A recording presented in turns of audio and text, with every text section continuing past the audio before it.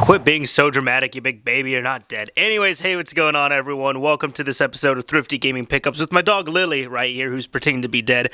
This is a series where what I like to do is I like to go around to game shops, thrift shops, video game stores, well, I guess said game shops, garage sales and yard sales is what I meant to say. And I like to pick up video game related things and just get deals on all other things that I can. So what I do is I normally, thank you for, Lily, stop licking yourself, seriously, that's so rude on camera. What I normally do is I will amass the things I get from like 1 or 2 trips or whatever it might be, and then I'll show you everything on camera here and break through, some stories and the prices and how I got stuff and all that other fun stuff. So yeah, this will be a fun episode. This is actually, I was going to have 2 episodes in here, but I said, you know what, screw it, I'm just going to show everything. One of them was from a trip that I took, and the other one was just in town here. So without further ado, let's go ahead and sit down and see what we got and go through everything. So first of all, thanks Lily, thank you Lily. I did not get this dog from Thrifty Gaming Pickups. First of all, excuse me Lily, end up getting some blank media right here. You all might be asking, why do you pick up blank media? Well, normally in thrift stores, I notice I will get like older stuff, and a lot of times it's funny that the older stuff here seems to work better than the newer stuff. It's just now almost every type of blank media is really just junk, and I never know when I need optical media, and it's all cheap enough where I might as well grab it. So these aren't like, these are most likely not like the bootleg Sonys, and what I say is like a lot of discs in short, they could be Sony branded or whatever, but they're actually made by, CMC Magnetics or something like that, and they're much lower quality. But these are, when they were, primarily making single layer DVDs. End up picking up 2 of these spindles here. This one, they're not Light Scribe, but what are they? They are printable DVDs. End up getting a pack of 100 that has probably about 20 missing, so about 80 right here, and then end up getting a pretty much fresh stack of 100 right there, and each of these was $5, so $10 for, let's say, 180 discs, which isn't too bad, especially since, as I said, it's the older stuff, but it seems to, I've noticed, work better than the newer stuff a lot of times. Lily, what are you doing? What are you doing? Next up, ended up grabbing some games right here. So this is a thrift shop that I end up going to, and I was very happy to get this big stack of PS2 games. So just going through it all, I end up grabbing, let me just pull a little bit closer here. Sorry, just kind of messing with the awkward angles. But got Maximo, Ghost of Glory, and the cool thing is all these were complete except for one, which I'll explain to you all. But Maximo, Ghost of Glory, Sly Cooper and the Thievius Raccoonus. I have this, but it's over at the parents' house, and I do not have the greatest hits copy. I have the black label version, which would be more sought after, but actually they end up changing the cover on here, and in my opinion, this is one of the rare times I will say the cover for the greatest hits version looks a lot cooler than the regular version that came out. So I end up getting that. Dynasty Warriors 3. Never owned this, so I was really happy to get my hands on it. Primal. Loved this game, but never finished it. Star Wars Starfighter. I don't believe I ever owned this. Midnight Club. It's funny, I was actually listening to an episode of the CU podcast where they were talking about it, and then the next day, I end up finding Midnight Club. SSX. Never really gave this too much of a fair shot. I played more Tricky, but definitely want to try this out. And finally, Psy Girls, and this is the only one that was not complete. It is just the discs and the case and the artwork, but I also did not know that it was 2 discs, so that is interesting enough. Now, each of these, unfortunately, they really weren't discounted. The way these thrift shops work, the ones that I go to, are they normally have the price written on there, and then they have a tag. And when I went, the yellow tags were not on sale, unfortunately. So for these, for example, I actually did get some discounts on them. So this is from another trip. But these ended up being 20% off. So, correction, I paid $4 a piece for these for each stack of these DVDs. These ones I ended up getting 10% off on all of them. So these were, $4.50 a piece. And then over here, end up grabbing some other stuff. So right here, this is the one that surprised me, honestly. This surprised me quite a bit, and I'll tell you why. So that is not deceitful right there. This is indeed $16 for a vertical stand for the PS2. You might be wondering, why the hell did you buy this? Well, first off, I was able to get the discount on it. It was 20% off, so I paid $12 for this because I used some of my own points and whatever. But second, I looked at this, and I actually held off at first because I was like, really? $16 for a piece of plastic? Like, bruh, you kidding me? So I took it to the side, and I said, you know what? Let me check the price on this right here. And I looked it up, and apparently, like, I looked on Amazon, but apparently this thing is going for about double that price. And the fact that this is a official PS2 peripheral, and it is in the box and everything, and it is complete as well, too, which is nice. And this is all it is. This is all it is. It's for the Phat PS2. It's like the blue base. I'll even take it out here and kind of show you all. There we go. See, it's got like this little plastic and everything. And from what I checked, it's in pretty solid shape. Come on. There we go. As you can see, guys, this is all it is. That's all it is. This thing is worth about $30 or so. But it is cool. And thinking about it, though, like thinking back, I rarely see these. I don't know how rare they are. I really don't think that they're rare. But I just rarely ever see them, unfortunately. So I decided to end up getting this. After I saw the price and saw what it was going for, I was like, you know what? This is actually surprising, but it's a good deal. So I decided to pick it up, $12. No biggie on there.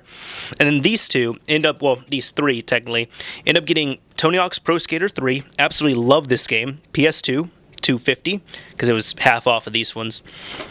Oh, God. Valkyria Chronicles. I actually found out there's a HD re-release or remaster on the PS4, but I decided to grab this one here because it was $5. I was actually in the store. I remember when this first came in, it was $10, and I decided not to get it, but I said, you know what, for $5, sure, might as well add it to the PS3 collection.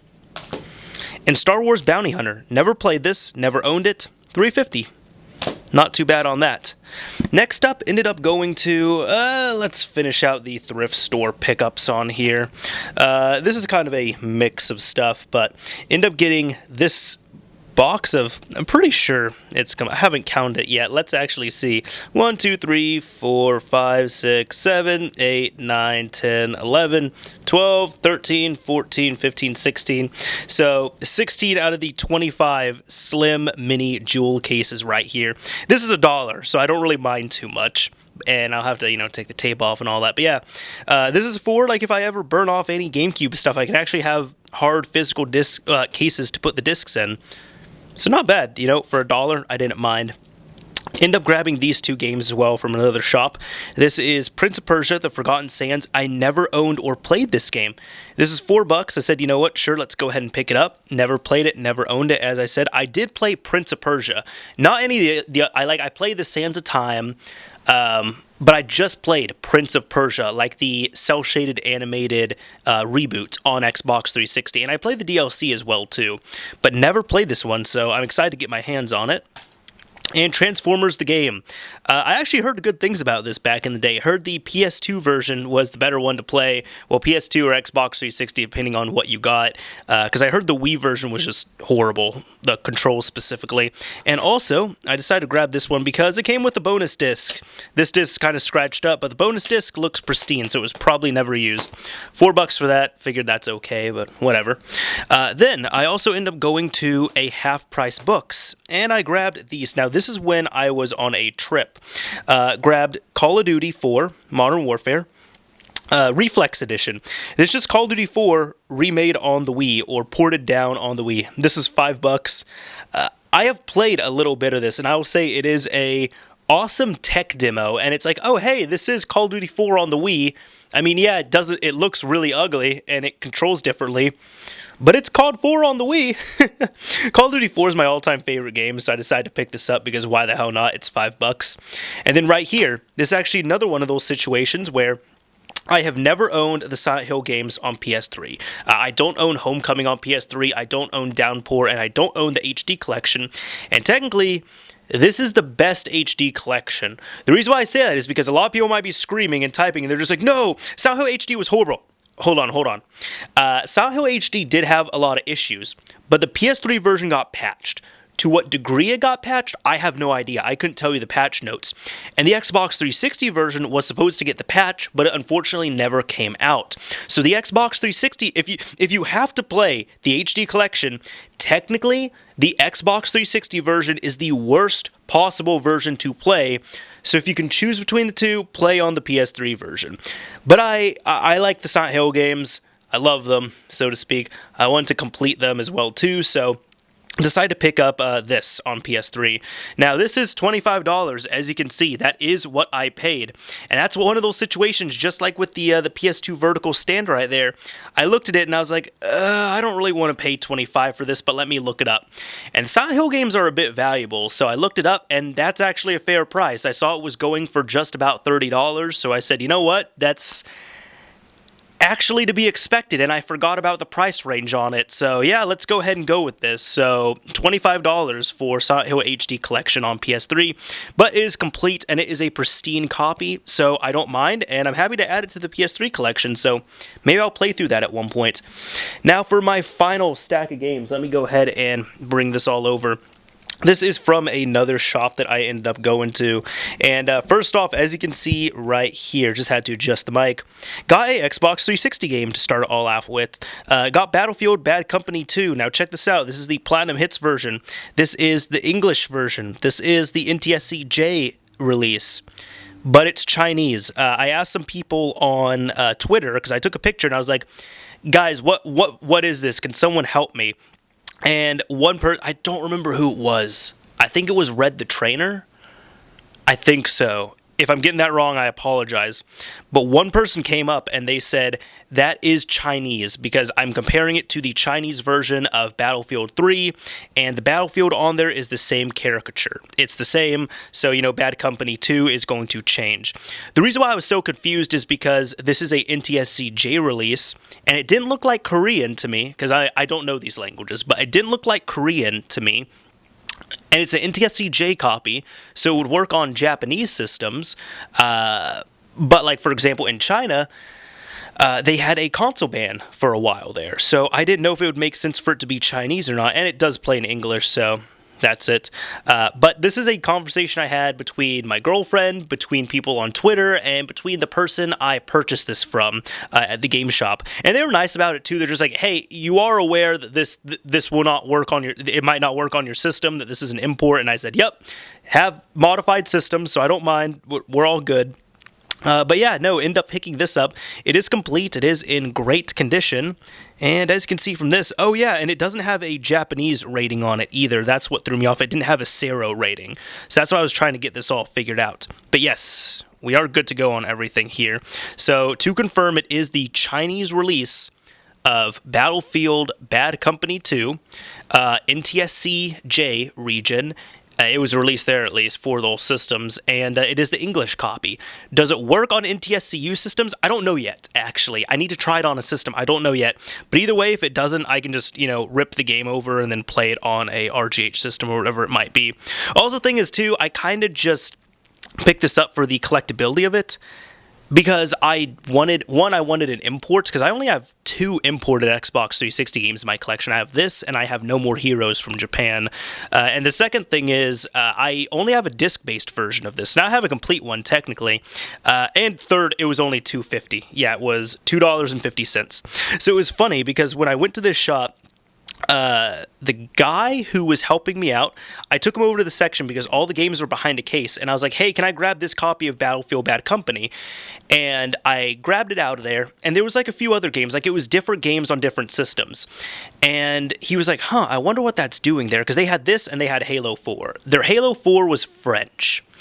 It was a Canadian release, so I was like, okay, you know, that's not as exotic as a Japanese or Chinese release. I'm good. I'm not going to pick up Halo 4. But then I said something about this being an import, and just like a light went off in the guy's head. He's like, oh, that's why they're there. And I remember I kind of laughed. I was like, what, you didn't know? He's like, yeah, no, this whole time I've been working here, I knew there were a few games there, and they were different from the others, but I didn't know why they were there or why we didn't put them in with the other games. But now I realize that's where the import section is. Oh, that makes sense. And I was like, yeah, no, that totally makes sense. So, yeah, fun fact, I'll also say this last thing. A lot of times I've noticed There are some games, like, for example, the truly valuable or sought-after games, like, let's say, Meta Wolf Chaos on the original Xbox, those are going to be expensive in game shops, at least in the US. But if you can find a game shop that has imported games, a lot of times they're actually cheaper or they're willing to discount them to you. The reason being is that they come into the shop, they normally buy them up cheap because they're hard sales. They stay in the shop for a while. Most people who come to the shop don't know what the hell they are. The people who know what the hell they are don't know how to play them on their systems. And the people that know what they are and know how to play them on their systems are far and few in between, especially on older, like the 360 is kind of iffy, but I'm talking about like PS1, PS2, Super Nintendo, systems like that, where there is a much harder region lock on them. So, they're normally harder to move with that, and because of that, you can actually get games for pretty cheap. As I said, Battlefield Bad Company 2, this edition right here, only cost me $250, and it's perfectly playable to me. I've got modified systems if it's, not region, if it's region locked that hard, and I can play it because it's the English version, so we're good on that. That's my spiel on there, excuse me, but I like picking up imports when I can. Next up, Rally Sport Challenge on the original Xbox, of course. This was $3. End up getting this because I do have a copy that's not in good of shape, and also it unfortunately has surface scratches on it, and it is a Platinum Hits version, which I don't like the Platinum Hits ones as much. But yeah, no, it has a surface scratch, and I've tried ripping it. You cannot finish ripping it. The data is actually obliterated in that one section of the disc to the point where I cannot do a complete rip, unfortunately. So for $3, I said, you know what, sure, I'll go ahead and replace it. Armed and Dangerous, I actually do own this game. I don't own it complete. This was $1. The only issue is this is a cheaper black case, and it did break in transit. This is the only game I have that when I was bringing it back, it did break. Like, the disc is fine. The disc is all good. It's just the case is messed up, but that's fine. I don't really mind about the case as much. Everything else is complete, and again, it was only $1. I really think this was a pricing error, and this shop, like, they're great. I like them, but they have a lot of pricing errors. Like, you'll see, like, for example, Armed and Dangerous right there. I think there's even a situation where I saw it, and one of the copies was $6. I'm just throwing that out there. It was like one copy was $6, the other one was $1. And I just pick up the cheaper one. And a lot of the times, I ask them, like, let's say the cheaper one is not in as good of shape, like maybe the case is beat up or something. I'll just ask them like, hey, can I get this better condition copy for the lower price? And they always say yes. They look at it, they're like, yeah, sure, it's the same game. We can't tell any difference. It's the same SKU. Yeah, we'll take like the $1 or $2 off. So, yeah, always good for them to do that. Dead to Rights 2, end up paying $4 for this. Never played it, never owned it. Happy to have it. Oddworld Stranger's Wrath, found out this is, I think, my most expensive game out of this trip, from this shop at least. Paid $8 for this, found out when I came back, it's a duplicate. I already have it on hand, so it's cool. I have a second copy at least. $8 is cheap enough, but grab that. Robotech Battlecry, $3, never played it, never owned it. GoldenEye Rogue Agent, this was $3, never played it, never owned it. Mad Dash Racing, played it, loved it as a kid, never ever bought it though, and this was $7, a little bit more. We're balling out a little bit here, but I don't know, my fear is if I do play this game and it's not going to be nearly as good as it was when I was a kid, and even when I was a kid, it was okay, but it was really fun. It was really fun. I don't know what happened with Mad Dash. I think he was supposed to be a thing, and it didn't happen. And finally, Thunderstrike 2 on the PS1. One of these long boxes. These things are my weakness. It was only $3, and check this out. It's complete. It's complete. Yeah, Lily, that's right. It's complete. Yeah, even she was just like, can you just stop, please? There we go. Yeah, it's complete. Anyways, that is all of my pickups that I did for this episode of Thrifty Gaming Pickups. Hopefully you all enjoyed. If you like this content, if you like, this show, this episode series here, I do have more episodes. On this channel here, iPsychozoa, I have a playlist with all the episodes. There's going to be more coming out. There's a lot more that have been released. So please go check that out. If you want to see more content just from me that's better edited and hopefully better focused than this, because this is a very casual, like, one-take show right here. This is a very casual series. So if people are just like, yeah, your editing's not really on point and, the camera's not that. Yeah, I'm aware. I do this strictly for fun. Like, I do this just for fun. I don't care about the production value on it at all. channel. If you want to see something that's better produced, my main channel is down below in the description. It is Mr. Mario 2011. I'd implore you all to check that out. Anyways, this is Mr. Mario signing off. Thank you all for watching, everyone. If you enjoyed this video, a like would very much be appreciated. If you absolutely hate it, a dislike is fine as well too. But you're gonna make this dog, this blurry dog, very sad. Focus on the dog. Focus on the dog. There we go.